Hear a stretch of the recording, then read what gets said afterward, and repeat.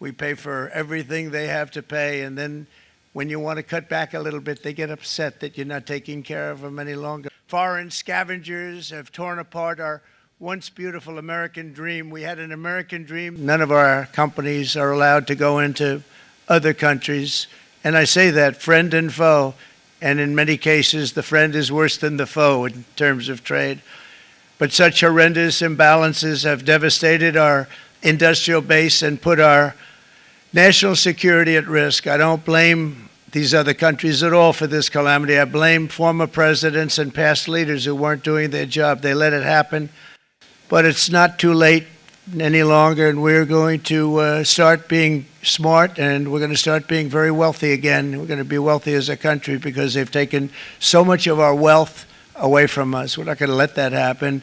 We truly can be very wealthy. We can be so much wealthier than any country. It's not even believable, but we're getting smart. Nearly a century later, in the face of unrelenting economic warfare, the United States can no longer continue with a policy of unilateral economic surrender. We cannot pay the deficits of Canada, Mexico, and so many other countries. We used to do it. We can't do it anymore. We take care of countries all over the world. We pay for their military.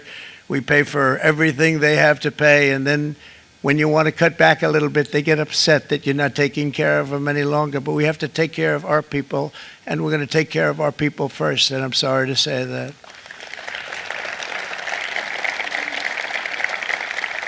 And today we're standing up for the American worker, and we are finally putting America first.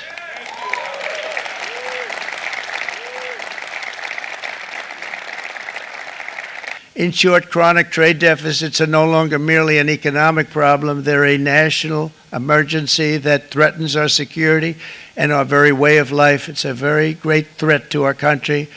And for these reasons, starting tomorrow, the United States will implement reciprocal tariffs on other nations. It's been a long time since we even thought of that.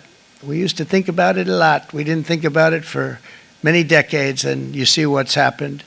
For nations that treat us badly, we will calculate the combined rate of all their tariffs, non-monetary barriers, and other forms of cheating. And because we are being very kind, we're kind people. Very kind. You're not so kind when you got ripped off with your salaries. My auto worker friends and my Teamster friends and all of the unions that typically voted Democrat, they're not voting Democrat anymore because worker, whether union or non-worker, they're for the Republicans now. That's what happened. But we will charge them approximately half of what they are and have been charging us. So the tariffs will be not a full reciprocal. I could have done that, yes, but it would have been tough for a lot of countries who didn't want to do that. I'd like to see the chart if you have it. Could you bring it up, Howard? This is our great Secretary of Commerce, Howard Lutnick. So if you look at that, China, first row, China, 67%. That's tariffs charged to the USA, including currency manipulation and trade barriers. So 67%, I think you can, for the most part, see it. Those with good eyes, with bad eyes. We didn't want to bring, it's very windy out here. So it's 67%, so we're going to be charging a discounted reciprocal tariff of 34%. I think, in other words, they charge us, we charge them less, so how can anybody be upset? They will be, because we never charge anybody anything, but now we're going to charge. European Union, they're very tough, very, very tough traders. You know, you think of European Union, very friendly. They rip us off. It's so sad to see. It's so pathetic. 39%, we're going to charge them 20%, so we're charging them essentially half. Japan, 46%. They would charge us 46%, and much higher for certain items like cars, you know, little items like cars.